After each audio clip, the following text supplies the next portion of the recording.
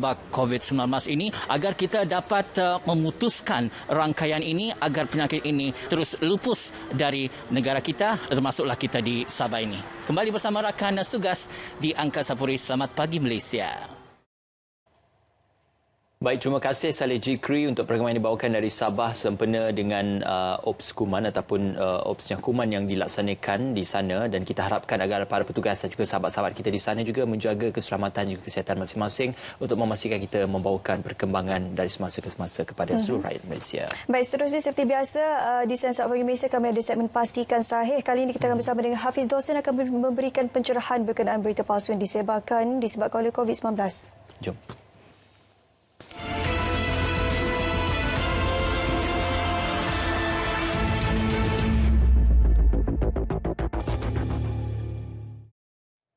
Baik, penyebaran berita palsu adalah satu perbuatan salah yang boleh didakwa di bawah akta yang kita ada dalam negara kita hari ini. Dan juga terima kasih kepada Shu dan juga Ismail, pasangan serasi untuk Selamat Pagi Malaysia hari ini. Dan saya Hafiz Dosen akan terus mengemas kini apa yang kita dapat lihat berkenaan dengan berita palsu yang sudah pun mula menular sejak semalam. Dan elok kita mulakan dengan satu laporan berita palsu yang awal kami terima bermula jam 9 pagi tadi daripada pasukan respon pantas KKMM. Dan elok kita mulakan pertama kita dapat lihat di sini adalah Menteri Luar Negeri Datuk Seri Hishamuddin Tun Hussein menafikan dakwaan Migrant Care Perhimpunan Indonesia untuk Buruh Migran Berdaulat bahawa kerajaan Malaysia mengusir rakyat Indonesia secara besar-besaran sepanjang tempoh Perintah Kawalan Pergerakan PKP. Baik, untuk makluman kita juga berkenaan dengan berita palsu ini, sebenarnya Malaysia dan juga negara-negara ASEAN lain mengambil semangat ASEAN ini untuk membantu setiap rakyat Malaysia ataupun Indonesia yang berada di negara kita untuk kita sama-sama bantu tak kala kita dikurung ataupun perintah berkurung ini dalam tempoh PKP ini. Jadi kerjasama yang dilakukan oleh kedua-dua negara sama ada Malaysia, Indonesia, Malaysia, Singapura dan sebagainya, ini adalah menunjukkan semangat ASEAN. Maka dakwaan seperti ini adalah sebenarnya dakwaan yang tidak berasas dan tidak benar sama sekali. Baik, seterusnya kita ke selatan. Pihak Hospital Segamat Johor menafikan dakwaan bahawa hospital tersebut mengebahkan tentang kes positif COVID-19 di setiap kawasan di daerah Segamat. Dan ini juga merupakan satu laporan palsu yang ditularkan sejak semalam berkaitan dengan dakwaan bahawa Hospital Segamat mengatakan bahawa hospital tersebut mengebahkan tentang kes positif COVID-19 di setiap kawasan di daerah berkenaan. Dan ada perinciannya selepas ini saya akan kongsikan. Dan yang ketiga, Ketua Polis Daerah Penampang Sabah menafikan dakwaan kejadian samun di sebuah kedai seberneka di Putatan. Walhal sebenarnya kejadian tersebut adalah berlaku di Taman Seri Muda Shah Alam. Dan apa yang menariknya adalah video tersebut telah pun ditularkan pada tahun 2019 dan diulang semula dan juga mencetuskan keadaan huru-hara dan hanya menukarkan lokasi saja untuk menjadikan cerita ini benar. Hakikatnya berita ini adalah palsu. Baik, seterusnya kalau kita boleh ulang siar semula apa yang ditayangkan semalam daripada pasukan respon pantas berkaitan dengan berita palsu. Di sini kita ingin lihat Ahli Dewan Undangan Negeri Adun Permatang Selangor menafikan dakwaan melalui kiriman teks dan nota suara yang mengatakan terdapat kes positif COVID-19 di Taman Nilam Sungai Terap. Dan yang kedua, Majlis Pembandaran Kemaman Terengganu menafikan dakwaan bahawa pasar cukai akan ditutup bermula 1 April semalam, di mana pihak majlis tersebut atau pihak polis daerah Kemaman tidak pernah mengeluarkan sebarang kenyataan berkenaan dengan penutupan tersebut. Baik, perinciannya juga kami akan kongsikan sebentar lagi dalam Sebenarnya.my berkenaan dengan penutupan pasar cukai ini. Dan seterusnya dari pasukan respon pantas juga berkenaan dengan Jabatan Kesihatan Negeri Terengganu JKNT menafikan kebenaran hebahan yang meminta sesiapa yang telah mengunjungi 7 kawasan. Kalau anda dapat lihat di sini 7 lokasi di sekitar kawasan Marang dan Kuala Terengganu pada 26 hingga 29 Mac 2020 supaya pergi ke hospital untuk menjalani ujian saringan. Dan JKNT pada masa yang sama menafikan bahawa dakwaan yang tersebar adalah tidak benar. Dan juga masih di Terengganu, Ketua Polis Daerah Marang menafikan dakwaan pasukan khasnya yang bantu mengiringi petugas KKM menghantar pesakit suspek COVID-19 pulang ke rumah, di samping menafikan juga pernah melarang orang ramai ke pasaraya sekitar Marang kerana kononnya pesakit tersebut keluar mengunjungi pasaraya berkenaan. Dan masih lagi di Johor, JKNJ pula menafikan dakwaan beberapa kawasan zon merah COVID-19 di negeri Johor. Dan JKNJ daripada itu juga tidak pernah mengeluarkan sebarang kenyataan ataupun perkara berkaitan dengan zon merah yang terdapat di selatan tanah air, iaitu di Johor. Baik, seterusnya. Masih lagi berkaitan dari berita palsu daripada pasukan respon pantas, kalau dapat kita lihat di sini Menteri Kanan Pertahanan Datuk Seri Ismail Sabri Yaakob menafikan bahawa dakwaan bahawa tahanan yang ingkar PKP ataupun Perintah Kawalan Pergerakan ditempatkan di dalam lokap secara beramai-ramai. Sebaliknya, menurut Datuk Seri sendiri mengatakan bahawa segala tanggapan yang dilakukan sepanjang tempoh PKP akan dilakukan mengikut SOP yang telah ditetapkan oleh pihak berkuasa. Maka tidak ada isu ataupun perkara yang berbangkit seperti mana yang dinyatakan oleh pihak yang tidak bertanggungjawab ini. Dan seterusnya, Jabatan Kebajikan Masyarakat Negeri Pahang menafikan dakwaan mengenai terdapat talian hotline JKM di daerah-daerah setiap Negeri Pahang untuk dihubungi bagi mendapatkan bantuan COVID-19 bagi tempoh 29 Mac hingga habis tempoh PKP. Baik, dan ini kita akan perincikan talian-talian yang mula tersebar supaya anda semua maklum sekiranya anda menerima nombor-nombor yang saya akan maklumkan sebentar lagi. Dan yang ketiga, Pejabat Kesihatan Daerah Kulim menafikan dakwaan bahawa seorang pekerja TF Value Mart ataupun TF Mart yang lebih popular di Kulim positif COVID-19. Maka TF Value Mart menafikan dakwaan berkenaan bahawa tidak ada pekerja ataupun staf mereka yang dijangkiti wabak berkenaan. Baik, kita akan perincikan selepas ini. Kita berehat dulu seketika, kembali selepas ini dalam Pastikan Sahih.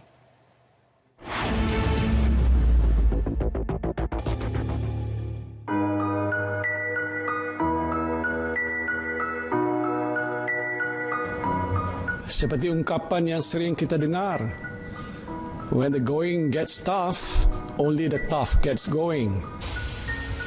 Apabila keadaan menjadi sukar, hanya yang tabah dapat mengharunginya. Please stay calm and don't panic. Kita ingin mencegah jangkitan. Strategi ini hanya akan berjaya sekiranya orang ramai tidak terdedah dengan jangkitan virus ini menerusi pergaulan harian. Dan kita semua mesti bersedia secara mental dan fizikal. Duduk di rumah dalam tempoh ini. Just stay at home. We want to break the chain of infection of the virus. Jarakkan diri anda dengan orang lain. Bersihkan diri kita selalu. InsyaAllah dengan izin Allah Subhanahu Wa Taala kita akan dapat bersama-sama mengharungi dugaan besarnya. kepada semua petugas di barisan hadapan didoakan agar semua terus cekap. Saya tidak mungkin dapat melaksanakan tugas ini bersendirian. Saya memerlukan sokongan anda semua. Duduk di rumah. Moga esok ada hari kemerdekaan untuk kita semua dan generasi kita bebas dari COVID-19. Just stay at home. Just stay at home. Just stay at home. Just stay at home.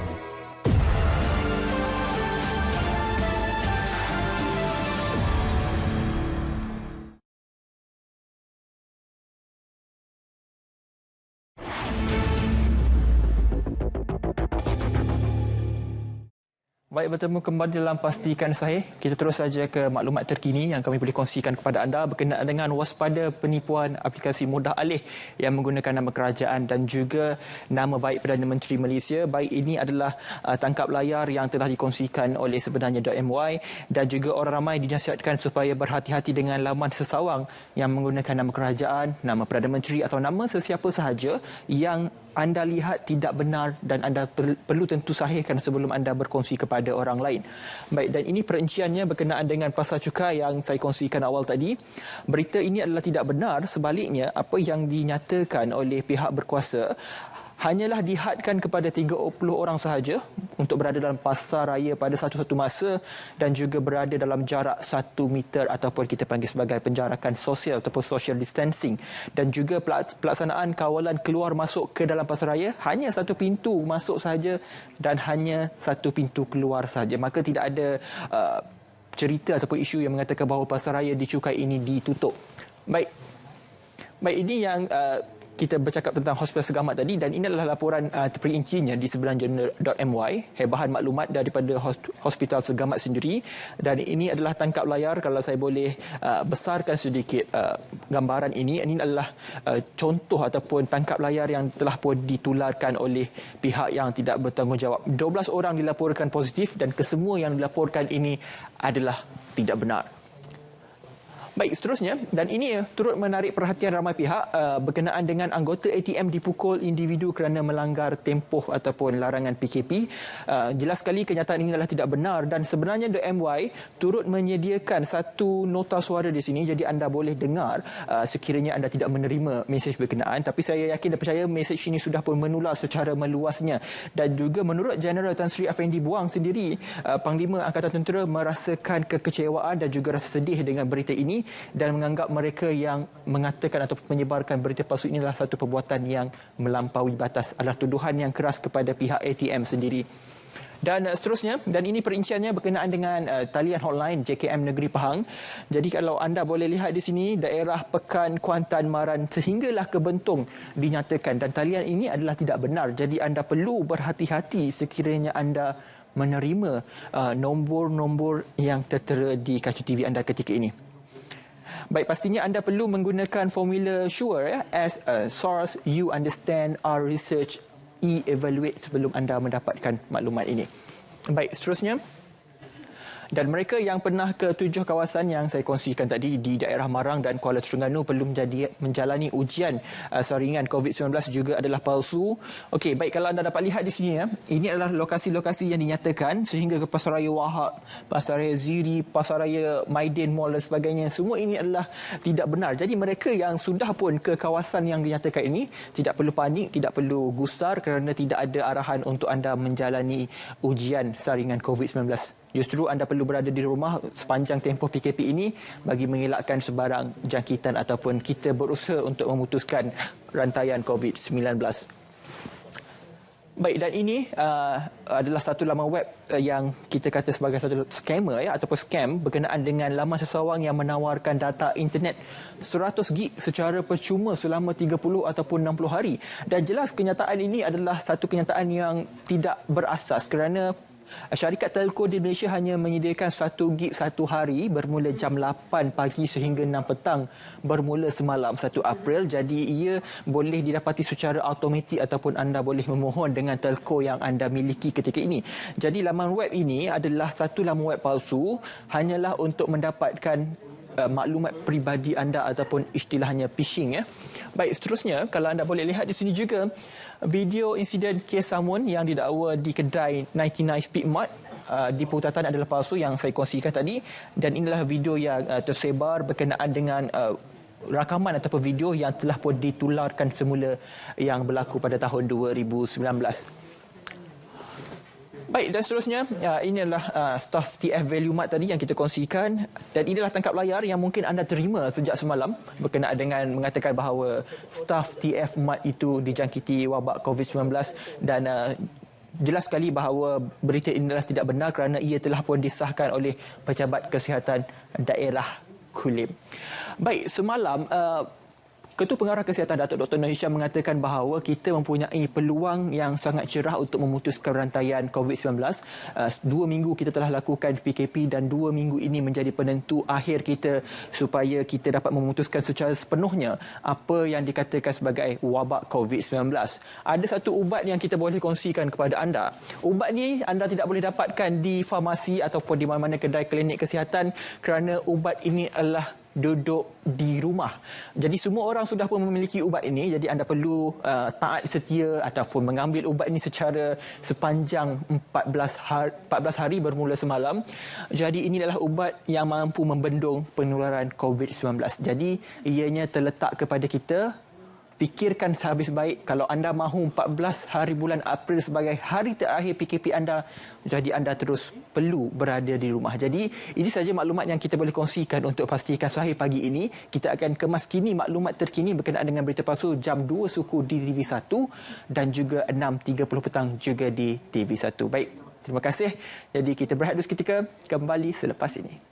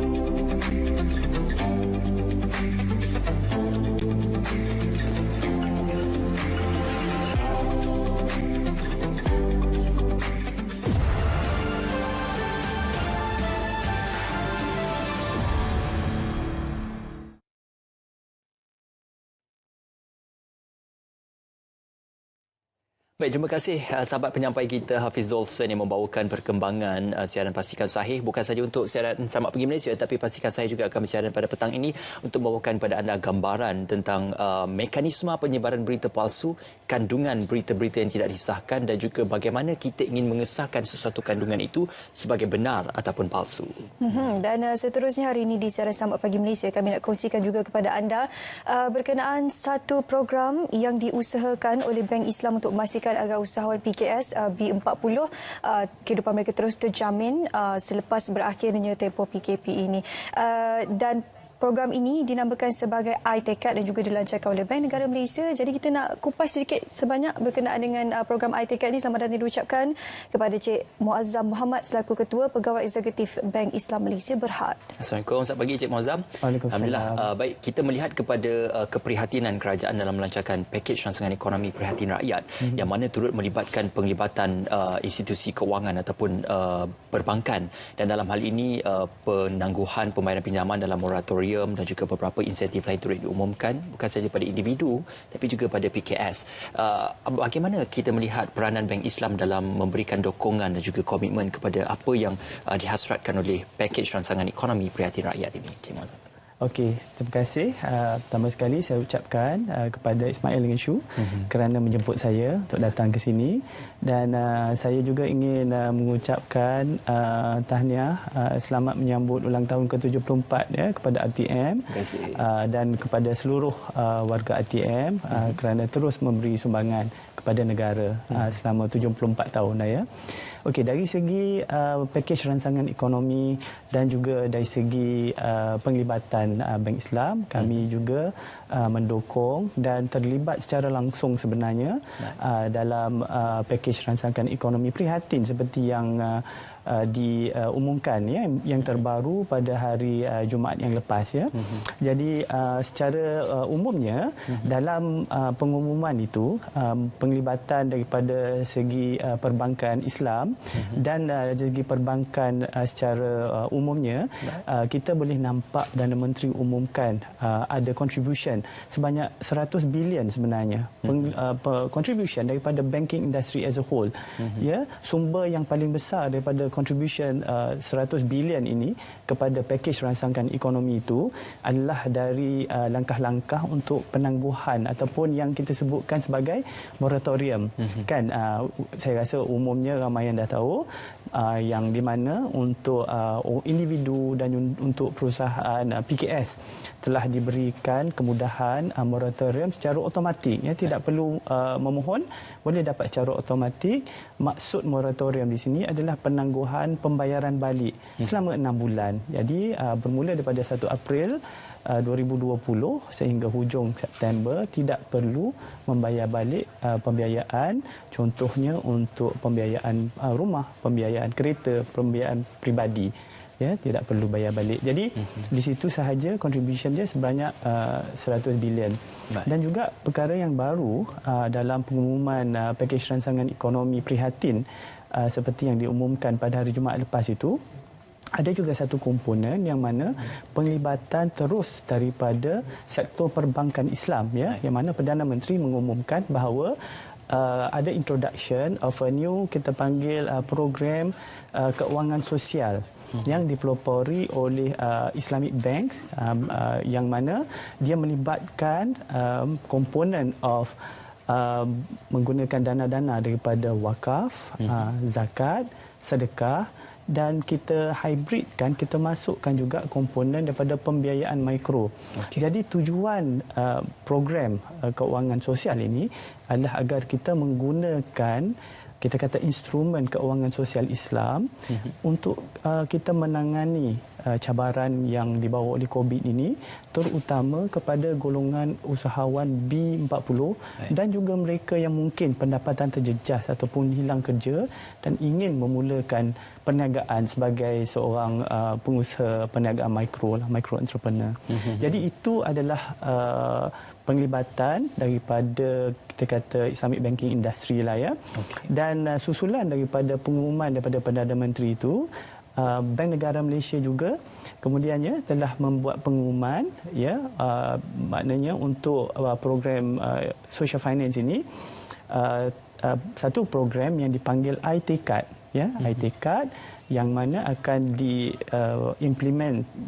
diimplemented by Islamic Banks, ya, kepada usahawan B40, dan ianya akan melibatkan penglibatan daripada beberapa pihak, ya, satu daripada Islamic Bank itu sendiri dan juga kolaborasi bersama dengan beberapa institusi, terutama sekali institusi kita panggil institusi agama di negeri-negeri, dan juga implementation agency, iaitu agensi pelaksana, supaya program ini akan dapat dilakukan secara efektif. Jadi secara umumnya program iTCAD ini akan dilaksanakan dengan pelbagai cara, seperti yang saya kata pertama sekali.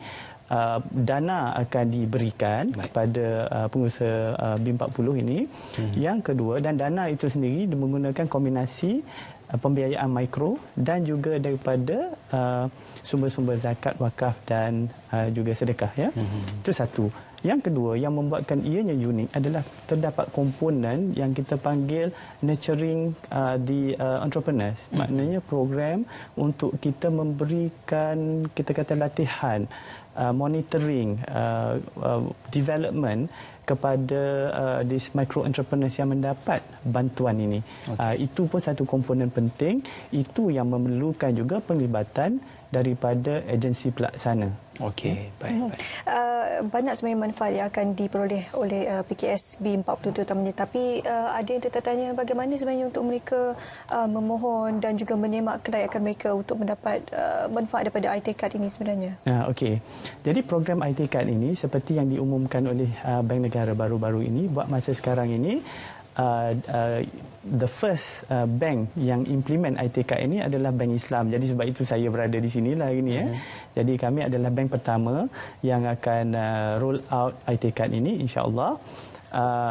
Dan untuk Bank Islam, program iTCAD ini adalah selari sebenarnya dengan inisiatif kami untuk to pursue kita punya social finance agenda, ya. Jadi untuk pengetahuan Chu dengan Ismail, Bank Islam telah pursue Islamic social finance agenda ni, yang mana daripada tahun 2018 kita telah mengeluarkan inisiatif sedekah house kita contohnya, dan kita telah establish one dedicated division called Center for Social Finance, ya, untuk kita menggemblingkan lagi tenaga ke arah keuangan sosial ini.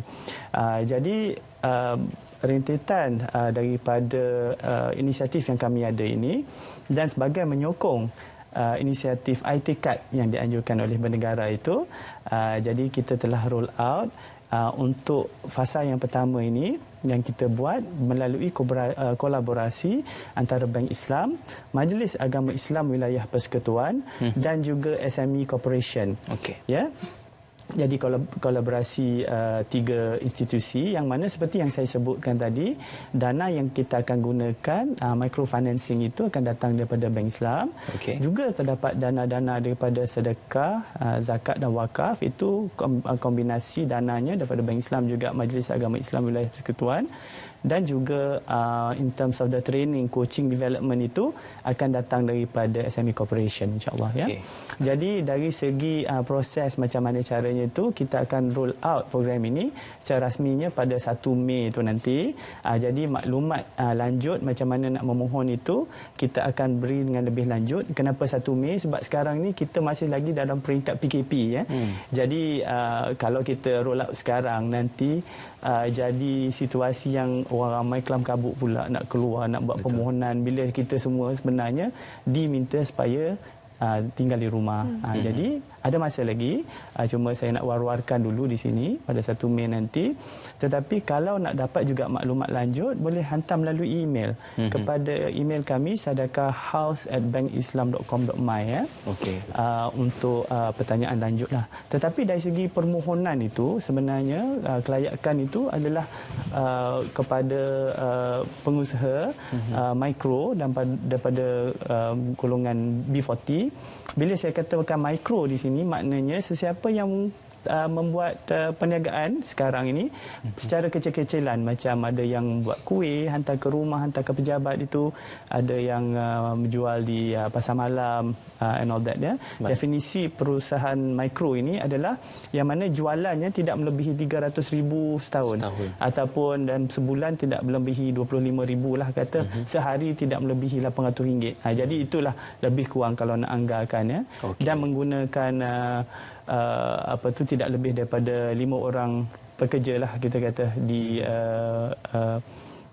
di perusahaan itu sendiri ya. Okey, dalam kita bercerita tentang bagaimana pembiayaan makro dan juga kita kata wakaf sedekah itu banyak digunakan untuk membantu khususnya golongan yang dikatakan sebagai terjejas akibat wabak COVID-19 ini, khususnya golongan usahawan mikro, mereka juga ingin mengetahui dari segi komitmen yang akan dimeterai nanti. Adakah pembiayaan itu perlu untuk dibayar balik semula? Bagaimana untuk pembayaran balik bagi komitmen yang telah pun diberikan itu, dan bagaimana perjanjian antara PKS dan juga pihak perbankan untuk memastikan agar ia menguntungkan kedua-dua pihak dalam situasi ini. Jadi sebab itu seperti yang saya terangkan tadi, kita ada 2 komponen dalam situ. Satu adalah komponen pembiayaan mikro dan lagi satu adalah komponen sedekah, zakat dan juga wakaf ya. Jadi matlamat kita adalah supaya kita boleh packagekan dua-duanya dalam satu offering kepada pelanggan kita. Komponen yang perlu bayaran balik itu adalah komponen microfinancing itu sendiri, tetapi kita akan offerkan package ini, pembiayaan mikro ini pada kadar yang rendah dan juga tidak perlukan cagaran dan sebagainya. Kita akan pakai government guarantee punya konsep sajalah, tidak ada aset yang perlu dicagar ya. Kita akan guna macam itu. Dan untuk komponen yang zakat dan wakaf itu adalah komponen yang kita berikan tanpa perlu bayaran balik. Jadi kalau saya boleh bagi contoh seperti inilah ya, kalau kita ingin memberikan bantuan pembiayaan kepada seorang yang mempunyai bisnes menjahit ya. Untuk yang menjahit kita beri pembiayaan mikro mungkin sebanyak RM50,000 kepada dia, dan juga kita akan menggunakan wang zakat itu kepada yang juga daripada golongan asnaf lah terutamanya kalau boleh, untuk memberikan peralatan kepada dia ya. Jadi yang peralatan itu tidak perlu dibayar balik, yang pembiayaan itu saja yang perlu dibayar balik. Okey, baik. Mungkin juga sedikit pencerahan daripada Cik Muazzam sendiri. Perbezaan iTakat dengan pembiayaan untuk perniagaan mikro lain yang disediakan oleh bank-bank di seluruh Malaysia. Ya, okey. Itu yang saya katakan tadi, kerana iTakat ini juga adalah bersandarkan kepada program microfinancing daripada Bank Negara. Jadi tahap pembayaran kadar bayaran itu adalah lebih rendahlah berbanding dengan pembiayaan mikro yang sedia ada. Dan selain daripada itu, seperti yang saya katakan tadi, dia ada komponen sedekah dan wakaf dan juga. Baik, kita juga sebenarnya ingin menyaksikan kalau boleh kita lihat komitmen yang dilaksanakan oleh Bank Negara Malaysia dalam memberikan beberapa perintah dan juga arahan berkenaan tentang moratorium ini, antara lain pakej rancangan ekonomi prihatin rakyat ini banyak memberikan penumpuan ataupun lebih kita kata keseimbangan ya isu ya antara pihak PKS, peminjam ataupun individu dan juga pihak perbankan sendiri. Jadi banyak arahan-arahan ataupun informasi yang dikeluarkan di pihak Bank Negara Malaysia dan di laman sesawangnya. Kalau kita melihat dari segi institusi keuangan Islam ataupun perbankan Islam, seperti mana diceritakan tadi, iTakat itu adalah dimulakan dan juga diterajui oleh Bank Islam sendiri isu. Jadi mungkin bersama dengan Encik Muazzam sekali lagi untuk kita menilai bagaimana iTakat ini sebenarnya ia adalah diibaratkan sebagai dikatakan satu win-win situation, bukan saja untuk PKS, peminjam khususnya, tapi juga untuk bank. Seperti mana diceritakan dalam kenyataan Bank Negara Malaysia, ada juga dikatakan dari segi percukaian kepada bank itu juga diberikan sedikit kita kata penangguhan ataupun diberikan kita kata sedikit kedelegaan kepada bank itu sendiri. Jadi bagaimana situasi ini adalah situasi win-win situation untuk kedua-dua pihak? Okey, itu soalan yang baik ya. Jadi mungkin saya boleh jelaskan beginilah sebenarnya. Bank dalam melaksanakan inisiatif iTakat ini adalah salah satu daripada cara untuk bank untuk melengkapi inisiatif Islamic Social Finance. Sebelum ini Islamic Social Finance banyaknya dijalankan oleh institusi agama ataupun NGO sebenarnya.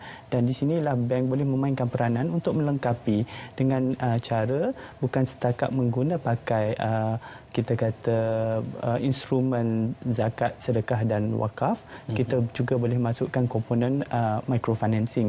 Dan seperti yang saya sebutkan tadi juga, dalam kita memberikan solusi yang baru ini, microfinancing komponen itu pun sendiri pun kita cuba lakukan supaya ianya tidak terlalu tinggi lah sebenarnya, affordable ya.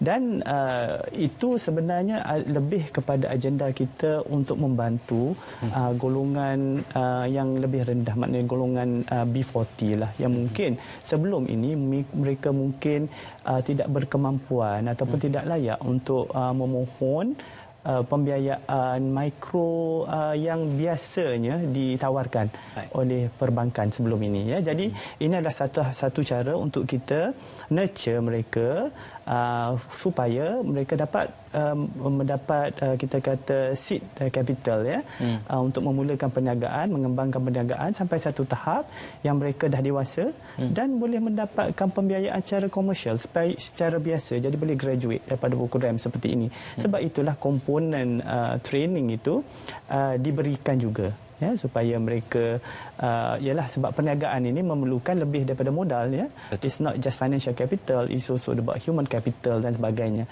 Jadi itulah peranan institusi pelaksana di situ.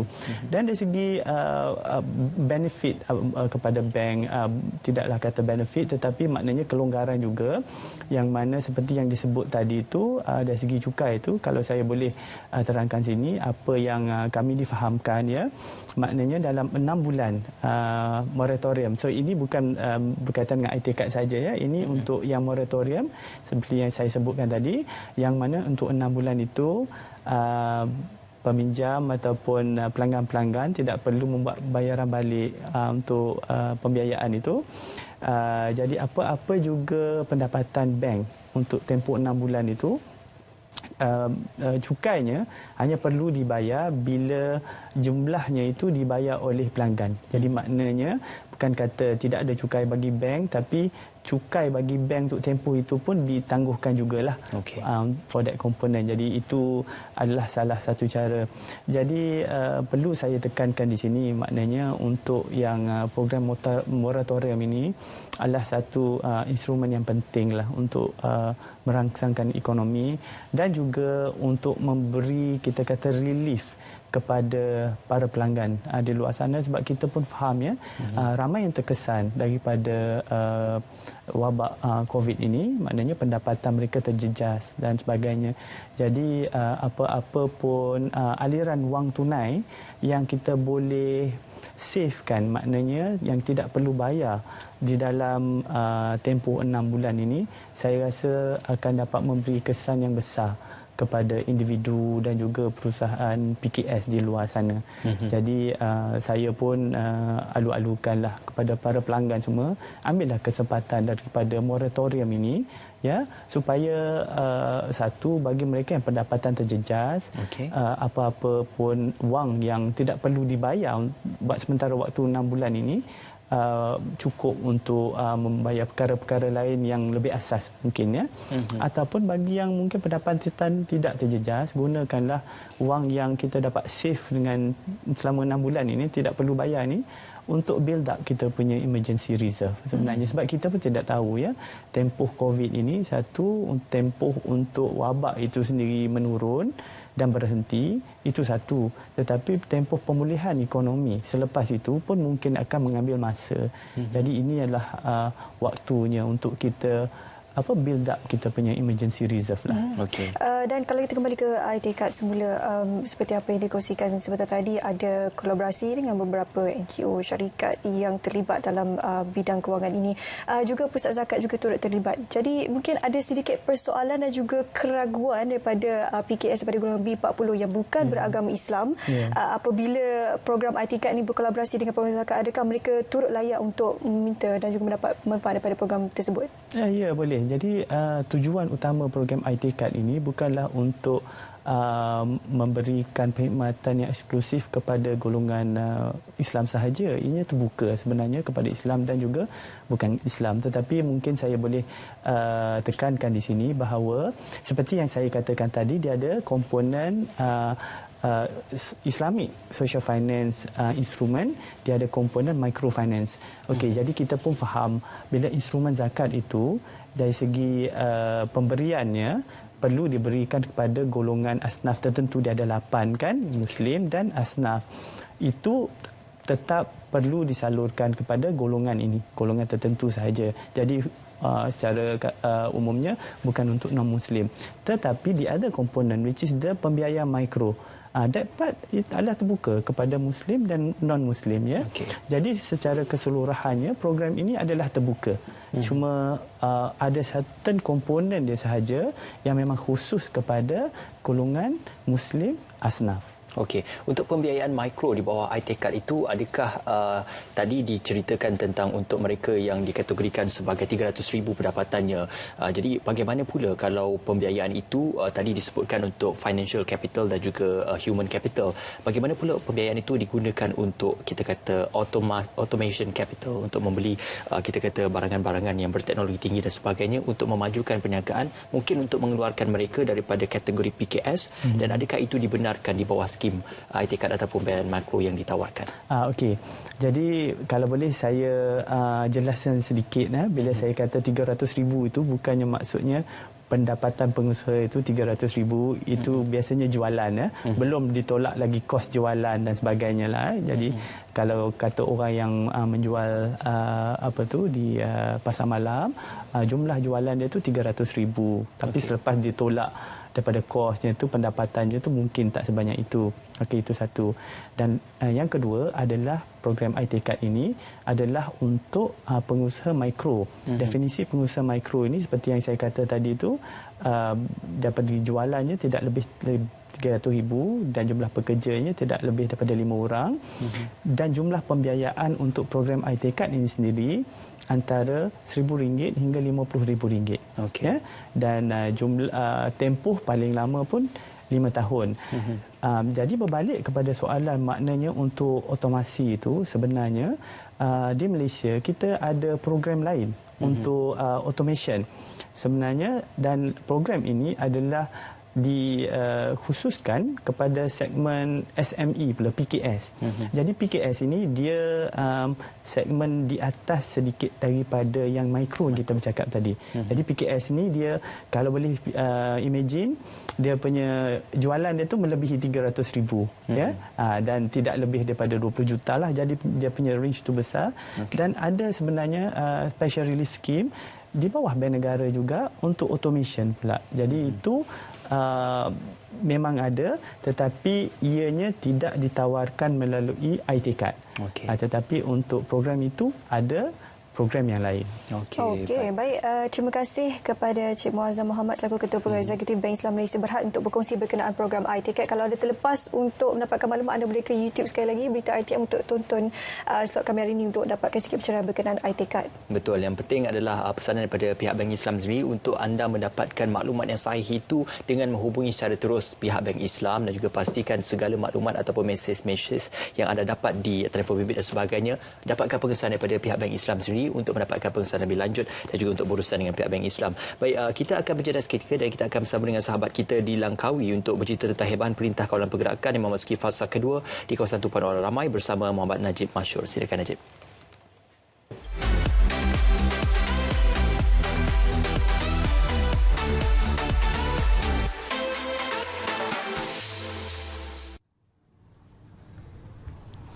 Baik, terima kasih Ismail dan Syahada langsung dari Langkawi seketika. Untuk cerita pagi hari ini adalah untuk saya berkongsi kepada anda gambaran semasa dan juga situasi di mana sedang berlangsungnya hebahan tentang Perintah Kawalan Pergerakan PKP oleh Jabatan Penerangan Daerah Langkawi.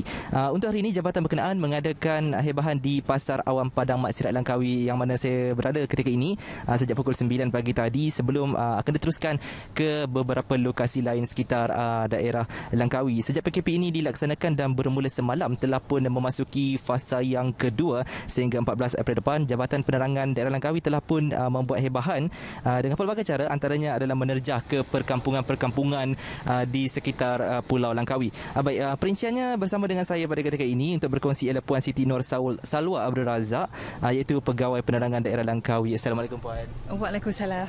Baik Puan, terima kasih kerana sudi bersama dengan kami. Selari dengan PKP oleh Kerajaan Malaysia dalam menangani penularan wabak COVID-19 di Langkawi khususnya, apa inisiatif daripada Jabatan Penerangan Daerah Langkawi sendiri untuk membendung penularan? Okey, terima kasih Cik Najib. Pertamanya sebenarnya Cik Najib, kami di Jabatan Penerangan bertindak sebelum laksana lagi perintah kawalan pergerakan ini lagi. Seawal bermulanya di Wuhan, kami Jabatan Penerangan telah mengedarkan poster-poster, pamphlet dan telah bersama dengan rakyat dan memberitahu tentang masalah COVID-19 ni yang sebelum ni belum lagi dinamakan COVID-19. Kami dah bersama dengan rakyat dan memberitahu rakyat tentang menggalakkan pemakaian mask, dan kami telah ke sekolah-sekolah memberitahu pihak masyarakat tentang bahayanya COVID-19 ni. Tapi setelah diperkenalkan arahan perintah kawalan pergerakan ini, kami tingkatkan lagi dengan mengadakan hebahan ke kampung-kampung untuk mengingatkan para masyarakat tentang bahayanya COVID-19 ni, untuk sama-sama berada di rumah, jangan keluar ke mana-mana. Itu adalah nasihat untuk masyarakat sama-sama berada di rumah untuk membendung untuk memutuskan rantaian virus COVID-19 ni. Baik Puan, setelah beberapa minggu yang difahamkan tadi, mungkin Puan boleh rumuskan perjalanan daripada pihak Jabatan Penerangan. Untuk kita sekarang sudah berada ke fasa yang kedua. Kami Jabatan Penerangan tidak pernah merasa jemu, tidak pernah merasa satu tertekan atau sebagainya.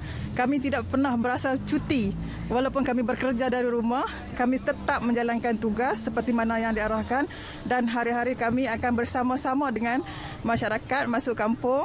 Dan kalau kita di Langkawi ini, kami telah ke Pulau Tuba untuk masyarakat Pulau Tuba, memberi pandangan, menasihati orang ramai di Pulau Tuba dan juga masyarakat di Langkawi untuk sama-sama berada di rumah supaya kita sama-sama memutuskan rantaian virus COVID-19 ni. Jadi Puan, bagaimana Puan melihat penerimaan mereka di Langkawi? Di Langkawi ni insya-Allah saya rasa alhamdulillah lah, sebab apa, kalau kita tengok daripada segi kes, Langkawi rasanya taklah membimbangkan, sebab apa, kita setakat hari ini kita hanya ada 4 kes. Itu pun alhamdulillah lah, saya rasa alhamdulillah. Memang mintanya jangan lagi lah ada untuk peningkatan kes. Bagi saya lah, nasihat saya pada warga Malaysia, khususnya orang Langkawi lah, tolonglah kita berada di rumah. Sayangilah diri kita, sayangilah keluarga kita. Tolonglah dengan nasihat Barisan Hadapan, tolonglah dengan nasihat para menteri kita, Barisan Hadapan, para doktor kita. Kesianilah mereka, yang terutamanya Barisan Hadapan lah, doktor kita, para jururawat kita, para polis kita, tentera kita dan sebagainya. Dan juga kesianilah Barisan Hadapan. Stay at home, duduk di rumah, sayangi negara kita, sayangi diri sendiri, sayangi keluarga kita. Please stay at home. Sekian, terima kasih. Ya, begitu semangat sekali ya. Jadi pada saya itu merupakan satu pendekatan terbaik Jabatan Penerangan khususnya di Langkawi untuk memutuskan rantaian COVID-19. Baik Puan, terima kasih sekali lagi kerana sudi bersama dengan kami di Cerita Pagi. Jadi kepada anda di luar sana, terus kekal di rumah, stay at home dalam tempoh PKP ini sehingga 14 April depan. Jadi terus bersama kami di RTM untuk perkembangan semasa COVID-19. Ismail Syaidah kembali ke Angkasa Puri, silakan. Baik, terima kasih Najib untuk perkembangan yang dibawakan dari Langkawi. Itulah dia antara gerak kerja dan juga aktiviti yang dilaksanakan di Langkawi, khususnya di kawasan-kawasan tumpuan orang ramai, supaya memastikan agar wabak COVID-19 ini dapat dielakkan dan juga memastikan rantaian itu dapat diputuskan. Dan untuk mengetahui anda semua yang baru saja menonton kami di Siaran Sahabat Pagi Malaysia, bulan April ini sebenarnya merupakan hari ulang tahun RTM ke-74. Jadi di kesempatan ini kami sekali lagi mengucapkan selamat hari ulang tahun RTM yang ke-74 penghujung buat semua, kami akan terus berdedikasi untuk memberikan maklumat yang sahih dan juga terkini sesuai dengan slogan kita sekarang, RTM, media paling dipercayai. Jenama media paling dipercayai, dan juga untuk tema Hari RTM ke-74, penghubung generasi, sememangnya generasi terdahulu dan juga generasi terkini. Kami sama-sama hubungkan. Kita terus saja untuk kita mendapatkan perkembangannya bersama dengan Ibu Bahagia Datuk Dr. Ahmad Jalani bin Muhammad, yang juga merupakan bekas timbalan Ketua Pengarah Penyiaran. Assalamualaikum Datuk, apa khabar? Waalaikumsalam. Baik, alhamdulillah Datuk, kita bersua kembali. Dan Syahidah hari ini. Ya, betul. Datuk, pernah bertugas di RTM dahulu, kini bertugas di Kementerian Pembangunan Luar Bandar. Bagaimana Datuk melihat kita kata evolusi bagi RTM sendiri mendepani 74 tahun, Datuk? Cukup pantas sekali, walaupun masa tu agak pendek, tapi saya melihat bahawa perkembangannya cukup pantas sekali lah kalau tengok kemajuan, khususnya di RTM lah. Okey, pastinya bila Datuk pernah pada suatu ketika dahulu bekerja bersama dengan kami, memegang tanggungjawab sebagai warga RTM sendiri, perubahan yang dirasai itu sememangnya berbeza. Jadi mungkin sedikit ucapan untuk mereka yang baru tiba di sini dan juga yang masih lagi bekerja, yang merupakan kenalan Datuk sendiri, ucapan untuk mereka yang terus berkhidmat di RTM. Okey, saya ingat yang penting sekali warga RTM adalah harus membaca buku RTM Merentas Zaman. Kerana semuanya tercatat di situ dalam evolusi perkembangan RTM mulai daripada tahun 46 hinggalah ke sekarang ini, saya ingat. So buku itu adalah merupakan sebagai satu titik perjalanan RTM. Betul. Dan sekarang pun dah merentasi 7 dekad. Dan saya percaya bahawa warga RTM akan terus teguh, tetap unggul dan menjadi pilihan utamalah sumber informasi bagi kita di negara ini. Ya. Dan hari ini saya ingat apa yang penting bahawa RTM dan warga RTM khususnya harus mengebeling media sosial lah, kerana saya tengok perkembangan khusus dalam suasana macam hari ini, tumpuan masyarakat adalah kepada media sosial dan juga media konvensional juga lah. Jadi kedua-dua ini saya ingat harus digandingkan dan harus dibeli dengan lebih kuat lagi lah. Datuk, dengan bertemakan penghubung generasi, kita nak ucapkan terima kasih pada Datuk kerana bersama dengan kami, dan juga terima kasih atas perkhidmatan yang diberikan untuk RTM sebelum ini, dan buat ketika ini juga selamat berjaya untuk perkhidmatan Datuk di Kementerian Pembangunan Luar Bandar. Terima kasih yang berbahagia Datuk Dr. Ahmad Jalani Muhammad. Boleh saya bagi pantun sikit tak? Boleh sila Datuk. Nak berpantun bagi. Sila Datuk, sila. Okeylah, kena ada pantun sikit. RTM sentiasa merentas zaman sebelum merdeka hingga kini. Mesej perjuangan tidak pernah bosan, penonton pendengar puas dinikmati. Oleh itu saya ucapkan selamat Hari RTM ke-74 lah bagi semua, dan khusus kepada Maya dan Syahidah, pejuang-pejuang yang ada di Bukit Angkasa itu. Baik. Terima kasih Datuk Dr. Ahmad Jalani, penghubung generasi zaman berzaman. Terima kasih Datuk kami ucapkan. Tak kena sambung juga tu. Kena sambung dengan nada yang sesuai, walaupun pantunnya nanti kita tinggalkan. Seterusnya kita nak bawa anda ni topik yang agak penting juga, masih lagi berkenaan dengan COVID-19 semuanya kita beri fokus kepada remaja hari ini. Sebab bukan sahaja orang dewasa sahaja yang terkesan daripada sudut mental mereka, remaja juga kita perlu berikan penekanan dari sudut mentalnya. Jadi hari ini kita perkenalkan di studio untuk bercakap berkenaan remaja sihat dan positif sepanjang PKP. Selamat datang diucapkan kepada Dr. Zura Musa, selaku Pegawai Perubatan Klinik Remaja, Lembaga Penduduk dan Pembangunan Keluarga Negara, Wilayah Persekutuan Kuala Lumpur. Terima kasih, selamat datang. Terima kasih, Syu. Terima kasih. Baik, terima kasih Doktor. Baik, untuk kita bercerita tentang Lembaga Penduduk dan Pembangunan Keluarga Negara ini, ia di bawah Kementerian Pembangunan Wanita, Keluarga dan Masyarakat. Cuma yang lebih pentingnya adalah penubuhan klinik remaja itu. Mungkin ramai yang tidak mengetahui apakah sebenarnya fungsi klinik remaja ini, boleh kita ketahui Doktor? Untuk makluman Syu dan juga Ismail, di bawah Kementerian Pembangunan Wanita, Keluarga dan Masyarakat melalui Lembaga Penduduk dan Pembangunan Keluarga Negara, sebenarnya kita ada bangunkan satu dasar dan juga plan tindakan kesihatan reproduktif dan sosial kebangsaan yang kita namakan sebagai PERTI pada tahun 2009. Jadi pada masa itu kita tengok kes remaja yang terlibat dengan tingkah laku berisiko tu amat tinggi. Jadi kita ambil satu inisiatif baru pada tahun 2009 tu untuk wujudkan PERTI. Di bawah PERTI ini kita ada modul-modul kesihatan reproduktif. Seperti contoh remaja tahu tentang badan mereka, apa-apa tentang seksual reproduktif. Jadi kita ada pusat, kita tubuhkan sebanyak, sehingga hari ini kita ada 17 buah pusat Cafe 18 yang terletak di 11 buah negeri di seluruh Malaysia. Jadi pusat Cafe 18 remaja ini sebenarnya kita ada sediakan pelbagai perkhidmatan, pelbagai aktiviti. Dekat sana saya sendiri bertugas sebagai doktor dan kita ada kaunselor, kita dapat jumpa dengan remaja-remaja ni. Semua fokus kategori remaja kita ialah umur 13 tahun hingga 24 tahun. Jadi mereka boleh dapatkan semua perkhidmatan kita secara percuma dengan syarat dia perlu jadi sahabat Cafe 18 itulah sendiri. Cumanya untuk kita menggalakkan remaja menggunakan perkhidmatan yang disediakan ini, mungkin remaja ni dia dah pandai jadi ego dia sedikit. Kadang-kadang mereka tidak mengaku bahawa mereka mempunyai masalah. Jadi untuk kita ramai-ramai memanggil mereka, menggamit perhatian mereka untuk sama-sama menghadirkan diri ke klinik tersebut, untuk mungkin memberi pandangan, berkongsi cerita tentang masalah mereka hadapi sekarang. Sebab itu kita boleh kurangkan kalau mereka berkongsi. Jadi peranan daripada pihak doktor sendiri untuk memastikan agar remaja ini sentiasa cakna tentang program yang disediakan. Macam kita tengok, kalau kita tengok term yang diberi oleh sumber daripada Pertubuhan Kesihatan Sedunia WHO, remaja itu sendiri daripada umur 10 tahun sehingga 24 tahun. Jadi kita ada kategorikan remaja, awal remaja iaitu daripada 10 tahun hingga 13 tahun, daripada umur 14 tahun hingga 17 tahun dan daripada umur 18 tahun hingga 24 tahun. Yang umur yang paling orang kata boleh dengar cakap lagi lah ibu bapa ni, yang 10 tahun 13 tahun dia masih lagi akan rujuk kepada ibu bapa. Tapi yang berumur 14 tahun hingga 19 tahun ni dia lebih suka menyendiri. Kalau kita tengok dekat rumah pun dia akan lebih suka buat kerja sendiri. Jadi kebanyakan dia akan lagi suka kepada sahabat-sahabat, kepada kawan-kawan. Jadi apa yang kami buat di RPPKN ialah kami turun ke sekolah-sekolah. Kami ada lantik beberapa teen educators yang terdiri daripada remaja sendiri supaya mereka boleh bercakap, boleh meluahkan, boleh tengok apa masalah-masalah remaja dan sekiranya ada apa-apa masalah yang kita tengok yang berkaitan dengan kesihatan reproduktif, dia boleh rujuk pada doktor, ataupun ada masalah cinta ke masalah apa ke dia boleh rujuk pada kaunselor. Itu inisiatif yang kita buat. Okey, sudah semestinya dalam tempoh perubahan remaja itu akan berlaku perubahan biologi ataupun berlaku perubahan kepada tubuh badan seseorang remaja dan juga akan disusuli dengan perubahan emosi dan juga perubahan psikologi. Jadi keseluruhan elemen ini memainkan peranan dalam memberikan kesihatan reproduktif dan juga kesihatan psikologi yang baik kepada remaja.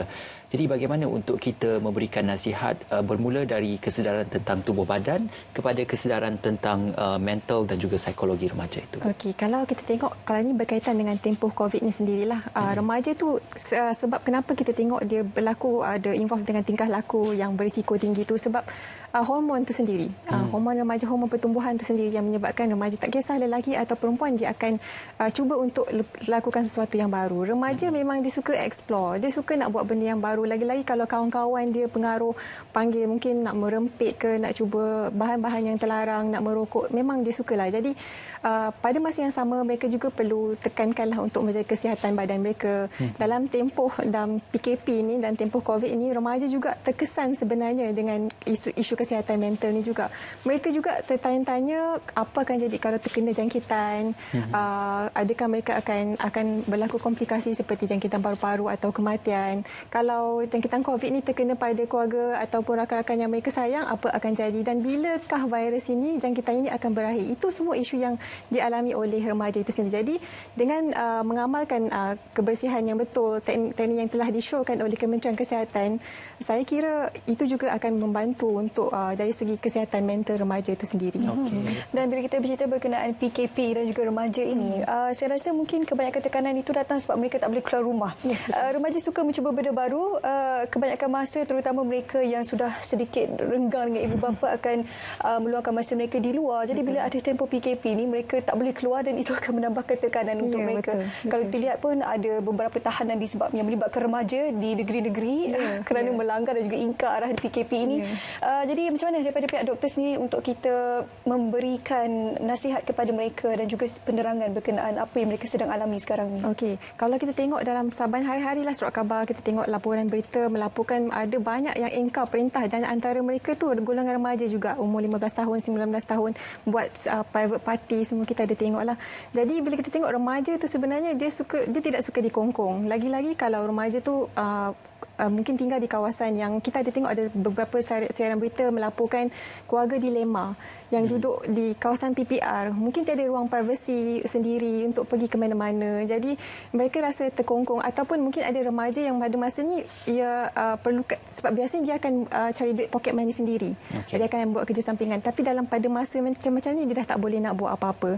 Jadi saya sangat sarankan supaya remaja untuk terus berada di rumah, sebab diorang mungkin tak faham. Sebab bila akhbar data yang ditunjukkan oleh Kementerian Kesihatan Malaysia, dia menunjukkan kes-kes kematian semua yang lingkungan umur dia banyak yang umur dia warga emas, 60 tahun ke atas, ataupun orang dewasa yang ada masalah komplikasi penyakit kronik, darah tinggi, kencing manis. Jadi bagi remaja dia fikir tak apalah kalau kena jangkitan pun mungkin dia tak akan mati. Tapi saya nak bagi satu pesanan lah kepada remaja di luar sana dan untuk ibu bapa juga.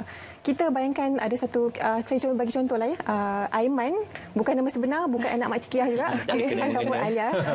Rutin harian dia sebelum PKP adalah dia suka pergi main bola, ataupun yang Alia ni kalau remaja wanita, dia suka, yang perempuan dia suka pergi gathering untuk K-pop ni lah. Kalau berjumpa gathering semua tu kan remaja suka.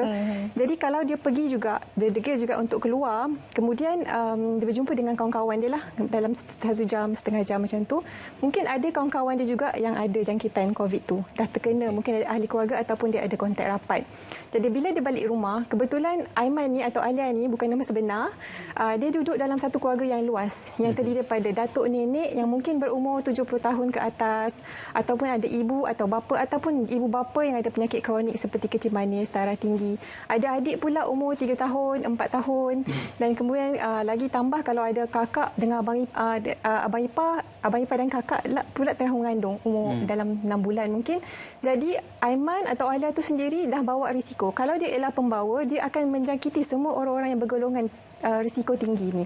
Seperti yang telah dimaklumkan oleh Kementerian Kesihatan Malaysia. Sekiranya golongan berisiko tinggi ini dia terkena jangkitan, komplikasi daripada jangkitan COVID itu akan lebih teruk berbanding dengan mereka yang sihat lah. Okey, baik. Kalau kita nak bercerita di sebalik isu COVID-19 ini juga, secara asasnya saban hari kita bercerita tentang isu remaja. Ada satu bahan bacaan yang saya baca dan juga saya telaah bersama apabila menceritakan tentang pembesaran seorang remaja itu apabila hubungannya dengan keluarga itu tidak rapat ataupun agak renggang, sama ada hubungannya dengan adik-beradik, abang, kakak, adik-beradik lelaki dan perempuan ataupun dengan ibu bapa agak renggang, maka akan ada kecenderungan untuk mendapatkan perhatian itu daripada orang di luar ataupun sahabat-sahabat di luar. Jadi bagaimana untuk kita memastikan agar setiap individu dalam kategori adik-beradik itu kita boleh pastikan kita jaga bersama, dan juga untuk memastikan agar pengaruh anasir luar itu tidak boleh menerobos masuk ke dalam minda dan juga pemikiran kita kata saudara mara ataupun adik-beradik kita. Dalam tempoh PKP ni, dalam jangkitan COVID ni, kita tengok best friend remaja apa pun handphone. Bukan kira remaja lah, mak ayah pun sama. Ayah sibuk tengok WhatsApp semua dan ibu tengok resepi apa nak masak hari ini, apatah lagi remaja. Kan, jadi best friend mereka memang kalau kita tengok sekarang ni dia dah tak kisah orang lain, best friend mereka ialah handphone. Kita punya gadget tu lah. Dalam dia akses kepada gadget tu, dia akan lihat mungkin kepada internet, ada akaun media sosial dan banyak lagi aktiviti-aktiviti yang mungkin ada yang sihat, ada yang tidak sihat. Dan kalau kita tengok juga daripada kami punya data melalui kajian yang dilakukan oleh LPPKN, Kajian Penduduk dan Keluarga Malaysia ke-5 pada tahun 2014 menunjukkan sebanyak 35.3% remaja terdedah kepada bahan lucah. Dan 60.8% remaja memperolehi bahan lucah berkenaan daripada internet. Jadi bila dia banyak habis spend masa dengan internet, dapat pula kalau adik-beradik sendiri semua sekarang kita tengok even ada sumber daripada yang saya perolehi daripada Suruhanjaya Komunikasi dan Multimedia melaporkan bahawa 50.4% kanak-kanak di Malaysia yang berumur 12 tahun ada gadget, ada telefon, ada smartphone. Ini kan pula sekarang kita tengok budak-budak umur 3-4 tahun pun dah ada iPad semua kan. Dan 78.8% pula dalam kalangan kanak-kanak yang sangat ketagih dengan gadget. Jadi itu antara isu besar yang ibu bapa perlu tengoklah dalam tempoh PKP ini. Mereka mungkin tak keluar, kita mungkin tutup pintu dekat dalam. Tapi dalam bilik mereka sebenarnya terdedah kepada anasir luar yang lagi teruk. Dan ada juga kajian, satu laporan daripada berita harian pada tahun 2015 menunjukkan 55% remaja mendedahkan maklumat peribadi tersendiri dan bagi gambar dan gambaran fizikal kepada orang luar. Yang ini boleh mendedahkan mereka kepada banyak kes-kes jenayah seperti sexual grooming, cyber sex dan pelbagai-bagai lagi. Dan ini sangat-sangat membimbangkan dan saya sarankan kepada ibu bapa yang melihat dan menonton sekarang ni, sekiranya anak-anak anda bersama dengan gadget, sila kawal masa anak-anak anda, screen time anak anda bersama-sama dengan gadget. Ibu bapa juga perlu memainkan peranan yang sangat tinggi, yang sangat besar. Mereka boleh download mana-mana aplikasi yang boleh saring internet itu sendiri. Itu sangat penting supaya kita tak nak selepas tempoh PKP ni nanti barangkali untuk remaja, kes yang terlibat dengan berisiko tinggi, gejala berisiko tinggi ini akan meningkat. Kalau tak ada kawalan daripada ibu bapa dan remaja itu sendiri. Betul. Jadi kalau remaja yang bijak, dia akan layari semua laman-laman yang elok, yang sah dan dapatkan sumber-sumber semua yang sah lah. Betul juga sebenarnya. Bila kita cerita berkenaan COVID-19 PKP ni, kita cerita berkenaan ekonomi sahaja. Kadang-kadang remaja juga mainkan peranan yang boleh menyumbang kepada kedudukan ekonomi yang tidak stabil disebabkan oleh kita yang leka dengan anak-anak remaja ini. Satu lagi masalah dengan mungkin kanak-kanak kecil di rumah sekarang ini berkenaan domestic violence. Ialah tak semua keluarga itu sempurna, ibu bapa juga tidak sempurna sebagai orang dewasa. Ada kekangan yang terpaksa cabaran mereka hadapi hingga membuatkan mereka tidak berfikiran dengan waras sebagainya. Jadi kanak-kanak kadang-kadang jadi mangsa di rumah. Tambahan pula dalam tempoh PKP sekarang ini. Bagaimana sudut emosi kanak-kanak tersebut apabila mereka berada di rumah dengan ibu bapa yang mungkin sedikit abusive, drive anak-anak mereka. Jadi macam mana kita nak pastikan masyarakat untuk memainkan peranan mengurangkan suasana itu? Ya, tidak dinafikan. Even Talian Kasih pun ada peningkatan dalam dari segi panggilan domestic violence, penderaan kanak-kanak itu memang tidak dinafikan. Lagi-lagi kalau dalam tempoh umur remaja, dia duduk dalam satu keluarga yang penuh sangat high stress, sangat tense, dengan sama ada dia melihat sendiri ataupun dia sendiri didera atau dia melihat, itu akan memberi banyak lagi kesihatan, isu mental kesihatan kepada remaja berkenaan lah. Jadi saya sangat mengharapkan kalau ada remaja di luar sana yang terlibat, yang mungkin nampak sendiri ataupun involve sendiri, didera, segera telefon Talian Kasih 1599 ataupun boleh WhatsApp ke 0192615999 ataupun boleh telefon polis lah atau apa saja untuk memohon bantuan. Ataupun, dan pada masa yang ini semua orang dah ada dekat rumah, kebetulan pula PKP ni beza dia bukan macam cuti sekolah. PKP cuti sekolah, anak-anak yang bercuti, tapi ibu bapa bekerja. Abang kakak mungkin masuk kolej. Tapi bila PKP ni semua orang cuti. Ayah cuti, mak cuti, semua orang ada dekat rumah. Jadi jiran-jiran kalau ada dengar berlaku penderaan ke apa, perlu ambil peranan, ambil tahu apa yang terjadi di keliling kawasan rumah kita. Itu sangat penting. Dalam tempoh ini semua orang perlu ambil tahu apa yang terjadi keadaan di sebelah, ambil tahu siapa yang memerlukan bantuan dan sebagainya. Okey, seperti mana doktor kan katakan tadi, mungkin dalam tempoh Perintah Kawalan Pergerakan ini fizikal anak-anak itu berada di rumah, tetapi minda dan juga psikologinya tidak lagi berada di rumah ataupun sudah menerawang keluar dari rumah dan tidak dapat dikawal oleh ibu bapa. Jadi perkara tentang pergaulan, perhubungan sesama anak-anak muda ini dan juga tentang ada 3 perkara yang menjadi saya melihat pembacaan saya adalah perkara yang menjadi kerisauan. Yang pertama adalah drug addiction, sex addiction dan juga gadget addiction. Betul. Dan juga kerisauan tentang 3 perkara ini, bagaimana di pihak kementerian dan juga di pihak kesihatan sendiri boleh membantu dari segi untuk kita mengarahkan ke arah saluran yang betul dan memastikan setiap permasalahan itu ditangani dengan kerangka dan juga nilai diri setiap individu yang betul. Betul. Tempoh PKP ialah tempoh yang terbaik sebenarnya untuk ibu bapa mengawasi dan lihat sebenarnya apa sebenarnya attitude dan personality anak-anak mereka. Banyak remaja mungkin dalam tempoh ni dia cuba nak keluar sebab apa? Mungkin ada yang merokok, mungkin yang ambil bahan terlarang, ambil dadah. Masa inilah masa terbaik untuk ibu bapa tengok balik. Boleh one to one dengan anak-anak remaja mereka, tanya kenapa perlu keluar, kenapa perlu berjumpa dengan rakan-rakan dan sebagainya. Mungkin mereka merokok, mungkin mereka ada ambil dadah. Dan daripada segi gadget tadi saya maklumkan yang kemungkinan peratusan kalau remaja yang terlibat dengan seksual ni untuk pada musim PKP ni, kalau mereka duduk betul-betul di rumah dan diawasi oleh ibu bapa, memang akan rendah lah.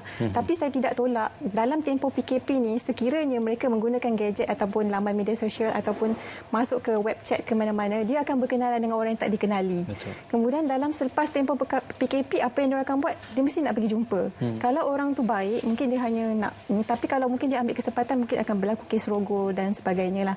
Jadi banyak peranan sebenarnya, bukan saja kerajaan, ibu bapa, sekolah, semua juga memainkan peranan yang pentingnya. Jadi saya mengharapkan supaya remaja satu faham tentang kesihatan reproductif itu sendiri.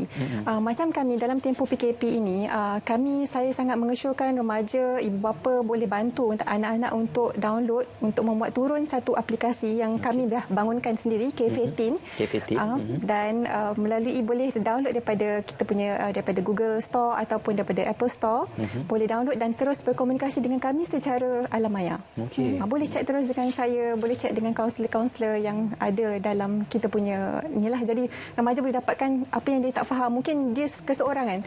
Kita bukan cakap remaja yang berada dekat rumah yang bersama ibu bapa atau penjaga. Remaja yang ada dekat kolej yang tak boleh balik rumah. Jadi dia boleh terus untuk dapatkan info ke, ataupun mungkin dia seorang-seorang tak tahu apa nak cakap untuk meluahkan. Boleh terus berinformasi, download kita punya aplikasi K15 tu tadi. Tapi remaja ni dia takut kalau dia berinteraksi nanti takut kena marah, takut kena orang kata kena lecture orang kata kan. Jadi adakah pendekatan yang lebih remaja digunakan dalam K15 itu, doktor? Itulah sebab macam kami punya K15 ni sebenarnya dia dioperasikan oleh teen educators. Teen educators kami dipilih semuanya memang remaja. Macam saya buat K15 ni beroperasi di FPPK Nurul Persatuan Kuala Lumpur dan Putrajaya. Kita ada 4 K15 terletak di UTC Pudu, di Keramat, di Putrajaya dan juga di Bangunan Jalan Raja Laut LTPKN. Jadi kebanyakan kita punya cara ialah remaja tu remaja. Dia tak akan direct dengan kita. Macam kalau dengan kami ni nanti dia ingat macam kakak-kakak, ayah-ayah, mak-mak kan.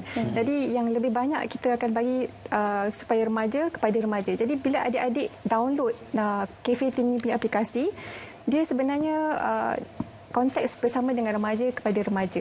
Dan juga dia boleh ikut banyak kita punya media sosial, FB, Facebook dan juga Instagram K15 untuk bersama dengan aktiviti yang telah disediakan oleh abang-abang dan kakak tadilah sepanjang tempoh PKP ini.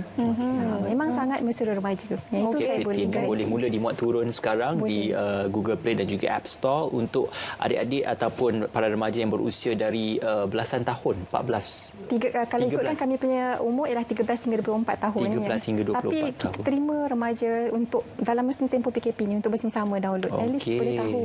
Baik. Terima kasih kepada Dr. Zura Musa selaku Pegawai Perubatan Klinik Remaja bersama kami yang dikongsi berkenaan remaja sihat dan positif sepanjang PKP. Terima kasih dan juga muat turun K15 tersebut. Kita akan berjeda seketika dan terus saja ke Kelantan bersama sahabat kita Afriki Zaib untuk membawakan perkembangan tentang operasi JPJ Kelantan sewaktu tempoh Perintah Kawalan Pergerakan. Silakan.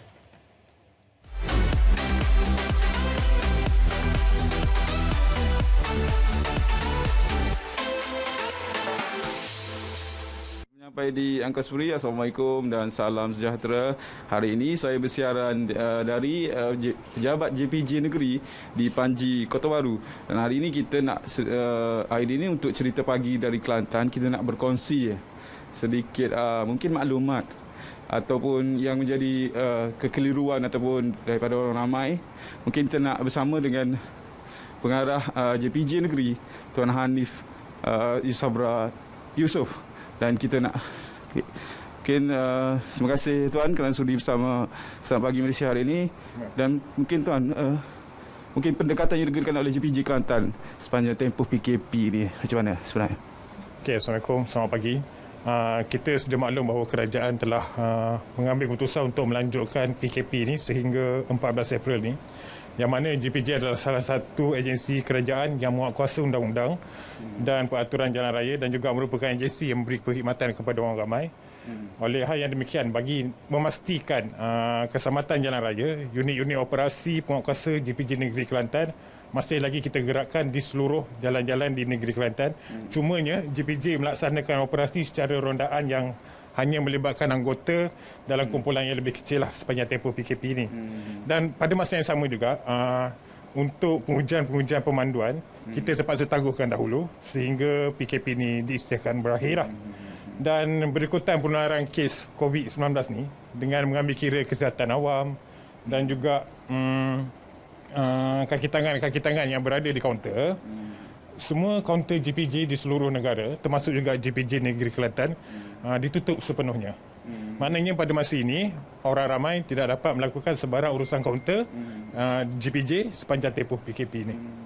Jadi orang ramai itu kalaulah contohnya dari segi insurans kereta, road tax, lesen, macam mana apa yang diguna pakai sekarang ni? Apa yang kaedah yang diguna pakai sekarang yang boleh itu? Okey, jadi dalam tempoh PKP ini sendiri menyedari kesukaran orang ramai untuk memperbaharui cukai jalan tamat tempoh dan juga lesen mati, yang mana kerajaan melalui peruntukan undang-undang telah memberi pengecualian kepada pemilik-pemilik kenderaan individu dan juga pemegang-pemegang lesen daripada memperbaharui cukai jalan mereka dan juga lesen mereka dalam tempoh PKP ini. Mereka cuma perlu membuat pembaharuan itu dalam tempoh 30 hari setelah PKP itu diisytiharkan berakhirlah. Cumanya pemilik kenderaan hendaklah memastikan kenderaan mereka itu mempunyai perlindungan insurans yang sah.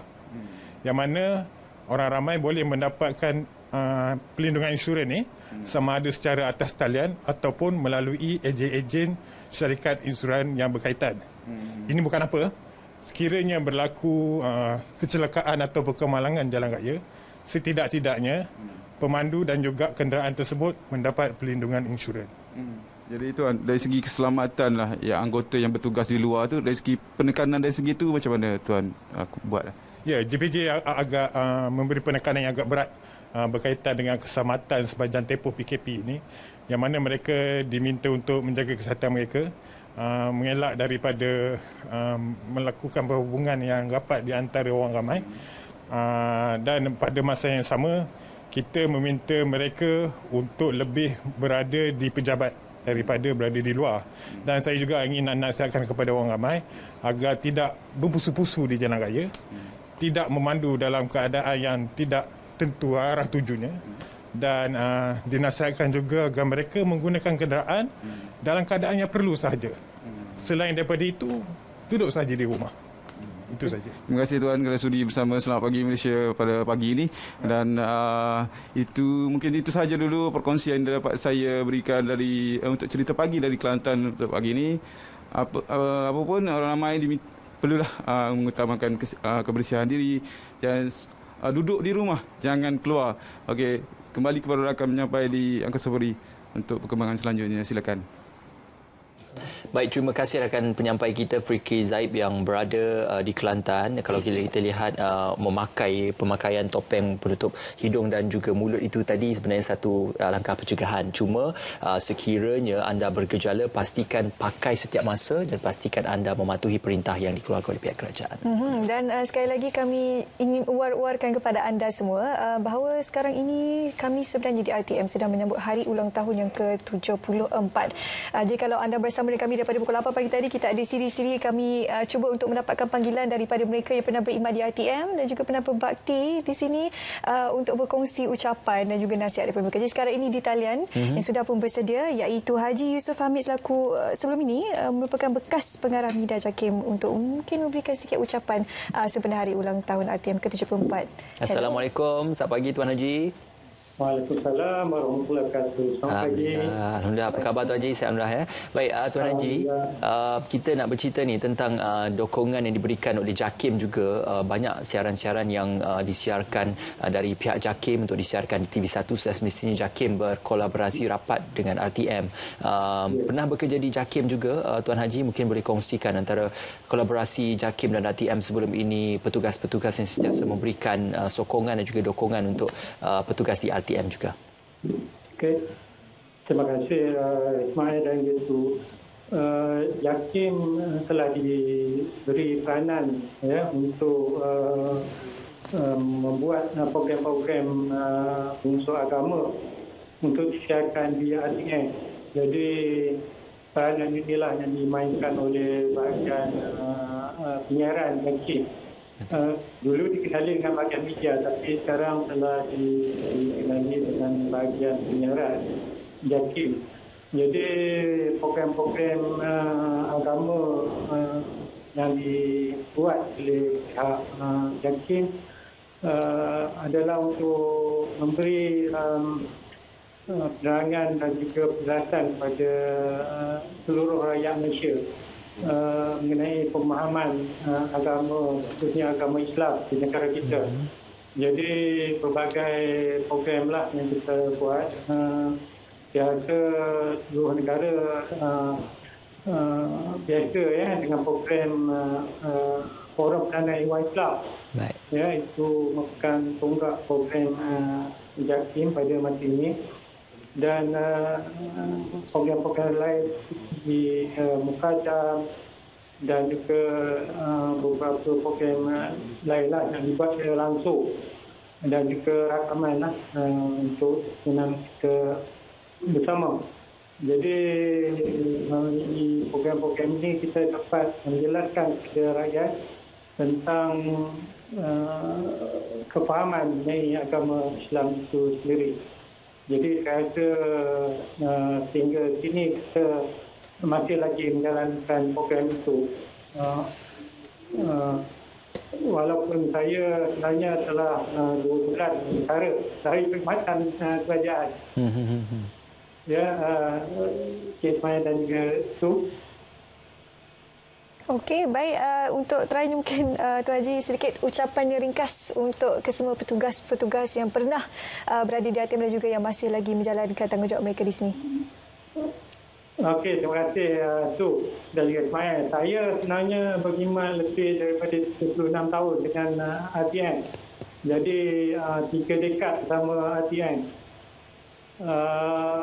Kita menyambut Hari ATM yang ke-74 pada tahun ini, walaupun dalam keadaan yang agak muram, mana kita menghadapi suasana sukar wabak COVID-19 ini, tetapi sambutan dana masih dilaksanakan untuk tugas dan juga tuan-tuan dan puan yang berada di barisan hadapan.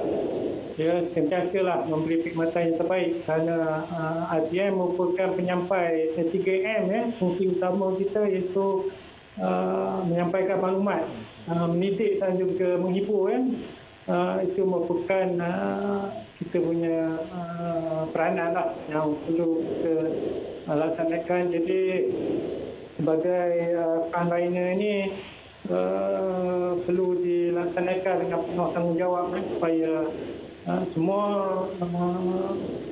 program dan juga dasar kerajaan dapat disampaikan kepada seluruh rakyat baik di bandar ataupun di kawasan pedalaman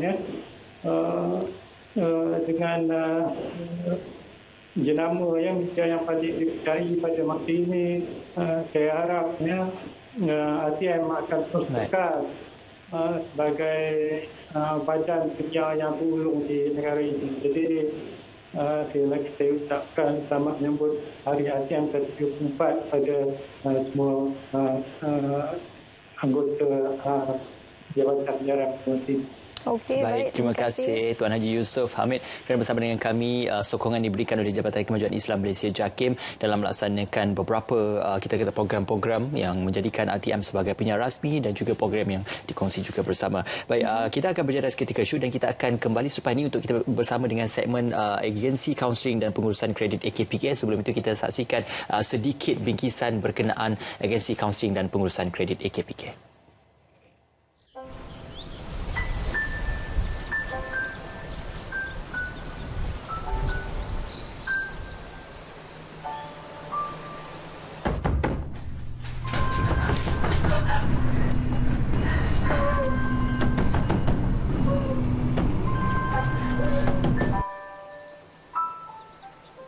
Kerana aku memilih untuk tidak lari, kerana aku memilih untuk mengurusnya, kini aku bebas menikmati kehidupan.